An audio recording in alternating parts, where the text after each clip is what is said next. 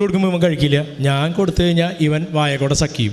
അങ്ങനെ മൂക്കിലെ ട്യൂബ് ഊരി വളരെ ഭംഗിയായിട്ട് ഞങ്ങൾ അവിടെ നിന്ന് അങ്ങനെ പോന്നു. അത് കഴിഞ്ഞ് പിന്നെ ഞാൻ ഇടയ്ക്കിടയ്ക്ക് ഇവിടെ വന്ന് ഈ സാക്ഷ്യം പറയാനായിട്ട് ഞാൻ എപ്പോഴും ഇവിടെ വരും. പക്ഷേ എനിക്ക് സാക്ഷ്യം പറയാൻ പറ്റില്ല.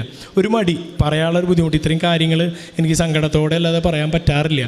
കാരണം ഇതിനിടയിൽ എൻ്റെ അപ്പച്ചനമ്മച്ചയ്ക്ക് മരിച്ചുപോയി.